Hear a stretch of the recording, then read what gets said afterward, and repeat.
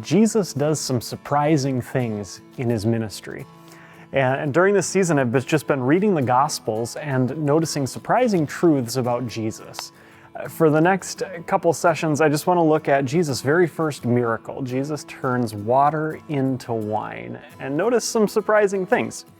So John chapter 2, beginning with verse 1, on the third day there was a wedding that took place in Cana at Galilee. Jesus' mother was there, and Jesus and his disciples had also been invited to the wedding. When the wine was gone, Jesus' mother said to him, "They have no more wine." "Woman, why do you involve me?" Jesus replied, "My hour has not yet come." His mother said to the servants, "Do whatever he tells you." Nearby stood 6 stone water jars, the kind used by the Jews for ceremonial washing, each holding 20 to 30 gallons. And Jesus said to the servants, "Fill the jars with water." So they filled them to the brim. Now, maybe you know what happens next. Jesus is going to turn the water into wine. But before we get to that, did you notice some other surprising things here? Jesus' mother comes to him. They're at a wedding together, and there's this potentially embarrassing problem that the wine is about to run out, and his mother comes to him and notifies Jesus they have no more wine. And then Jesus says, "Woman, why do you involve me with this?" As if he's saying, "I'm not going to help." He says, "My hour has not yet come. It's not time for that." And then he immediately, almost immediately, goes and changes water into wine and does this amazing miracle. So maybe you think, wait a second, didn't you just say, "I'm not going to do this"? And then you went and did it. This timing question, it's surprising. What's going on here? Well, Jesus knew exactly what was going on in this situation, and he also knew what Mary, his mother, was getting at.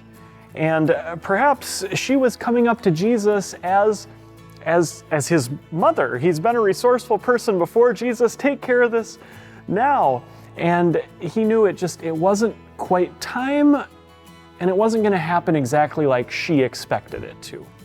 It'll happen on God's timeline, in God's way. And when Jesus did this, he didn't do it as a big, showy display of his power. He actually does it really quietly, and only a handful of people notice what's going on in God's timeline, in God's way.